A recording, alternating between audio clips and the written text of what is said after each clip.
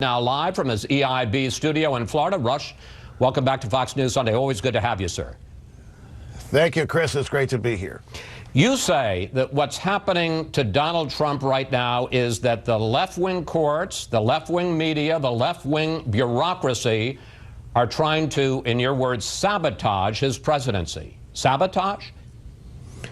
Well, actually, I do. And it's driven by two things, actually. The first thing that's going on, Chris, in my view, it is preposterous to believe that the Russians had any effect on the outcome of voting in this country. It's absurd. There is no evidence. Zilch. Zero. Nada.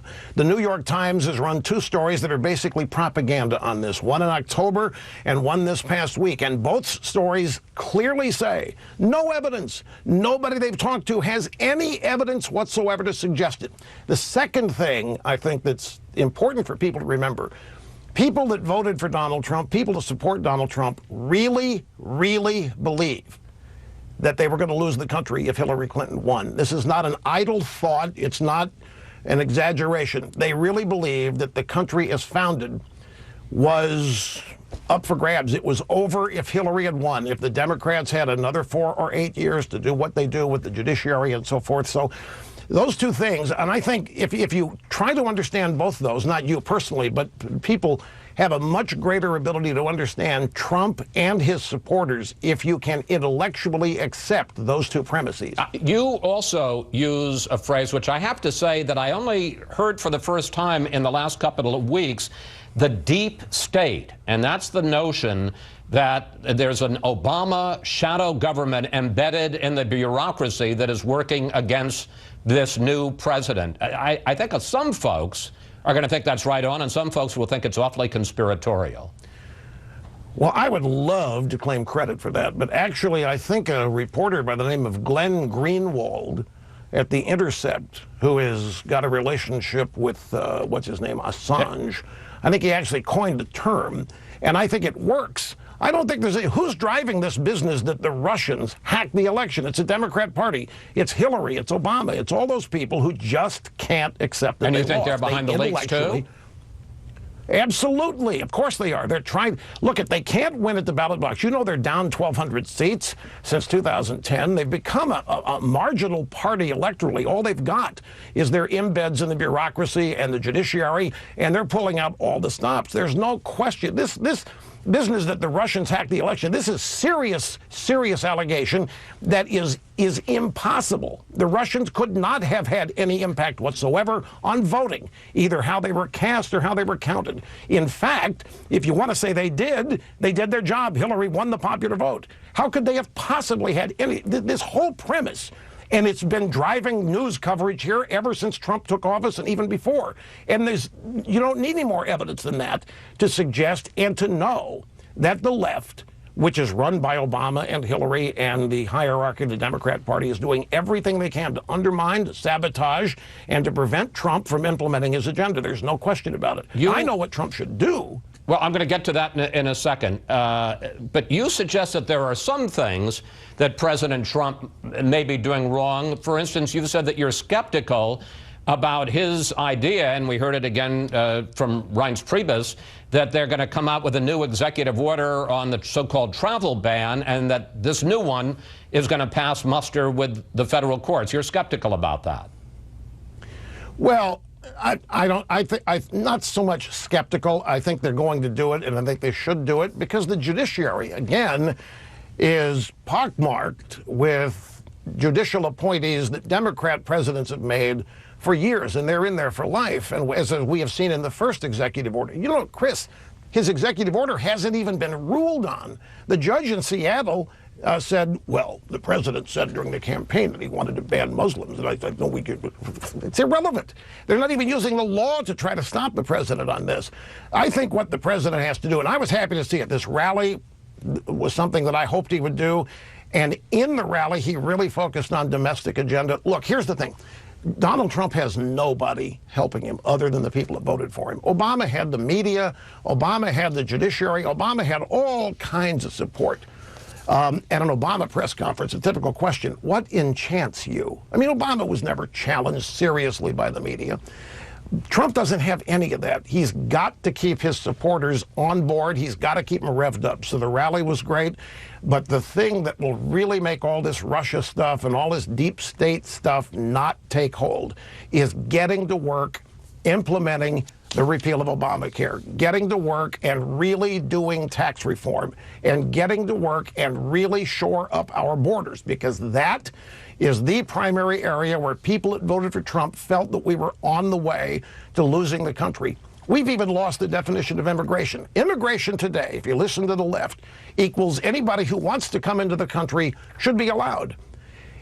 That's not what immigration is. That's illegal immigration, and we ought to all oppose it. We are all in favor of immigration that determines who gets in, the quantity of people who get in, whether they assimilate or not. Nobody's opposed to that.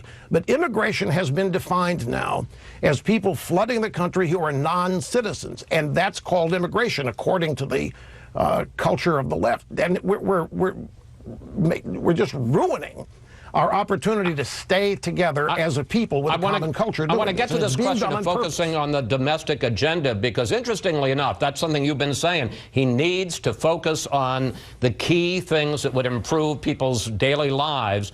There is a columnist for the Washington Post who is no conservative, and he actually wrote this week, and I don't know whether you're going to give you a heartburn. He said, Rush Limbaugh is exactly right about how Donald Trump can fix his problems, namely ignore the political chatter and focus on the domestic agenda.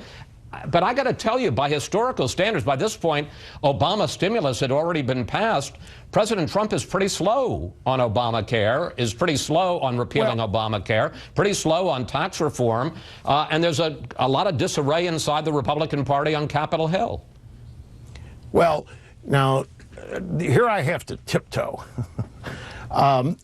We're not talking Republicans and Democrats opposed to Trump. We're talking establishment versus Trump. Trump considered to be an outsider. The establishment doesn't want any part of Trump. They don't want him to succeed, and I would throw some Republicans in that as well. It's just the way Washington works. And this is why I think moving forward on this agenda is crucial. You mentioned Obama's stimulus. Here's the difference, and this is what Trump supporters know. It wasn't a stimulus. It was a payoff to unions, Chris. It didn't stimulate anything. We don't have a growing economy. We don't have jobs being created at a replacement level for those we had lost. We don't have anything, Obama said. He lied about Rush, the you cost may well of be right. No, this is important stuff. The people.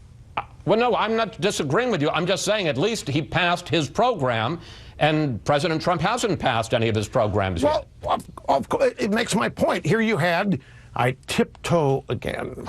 You have the historic You're not very good at tiptoeing. African American.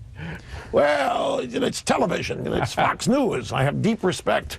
But no, seriously, you have first African-American president. You have everybody falling all over themselves to acknowledge that, to reward that. Obama was going to get everything he wanted in the first year, because if anybody opposed it, they were going to be accused of being a racist or bigot or who knows what. But don't ignore the substance. The voters know that his stimulus, it doesn't matter when it got passed, he misled everybody about it. The people of this country are tired of being misled. They're tired of voting based on what candidates have told them they're going to do, and nothing ever changes. Trump has a wide berth here, Chris. The media did not make Donald Trump, and they can't destroy him. But the media thinks, and when I say media, let me define ABC, CBS, NBC, New York Times, Washington Post, USA Today, LA Times, that cadre. They have a formula, they have a blueprint for destroying Republican political officials they don't like. It's not going to work on Trump. He doesn't fit that mold. They're trying to every day. It's kind of comical to watch. And my point about the domestic agenda, if he really wants to leave and I'm not interrupting. Get going on it. I'm not interrupting because we agree. I'm just moving you along. I want to stay on this media issue. Because you heard my conversation just now with Reince Priebus, and tell me what you think. When Trump sends out a tweet and says the fake media, and all those organizations you just listed are not my enemy, they're the enemy of the American people, does that go too far? Well, again, not to his voters. His voters have fought this for the longest time. I think that there's something to it. Enemy of the people, enemy of the state, they're enemies of Trump. And Trump won the election. Trump won on substance. Trump did more interviews. He explained his agenda more than any political presidential candidate ever has in my memory. And he has tried to stick to it as people perceive it. And this effort to stop him, this is what people conclude. Anti-American, anti-this. It clearly is anti-Trump. And Trump has a connection with his voters that most politicians don't have. I understand it perhaps better than anybody in media. And that connection that he has is not anything that anybody else can break. Only he can break it. And I got about a minute left, so I'm going to ask you to keep the time on this. Is that all? As you look, no, you've been doing great. As you look at where they are 1 month in, is he in good shape? Is he in trouble? What's the state of the Trump presidency? 1 minute. My impersonation, well, it depends on who you ask. If you ask the media, they want people to believe that it's chaotic and falling apart, and it's already over. Trump's defeated. He doesn't know what he's doing, and everybody's running away from it, and we've got people in the deep state trying to sabotage Trump in order to save America. I think he's doing exactly what he said he was going to do, and at the bottom line, I don't really think he's fazed by all of this. I know Donald Trump. He's a winner. He's committed, and he has intended all along to do what he thinks is necessary to save the country. So perceptions are what they are. Keep an open mind. We're only 1 month in, and he's got 3 years and 11 months to go. And his supporters have nowhere near gotten to the point where they're worried or want to abandon him. They hope he hangs in. They hope he just continues to stick it to them. And they want to see this agenda moved. And believe me, that's the magic here. Get tax reform, Obamacare repealed, and he's free. Rush, thank you. Thanks for coming in today. Always good to talk with you. Please come back.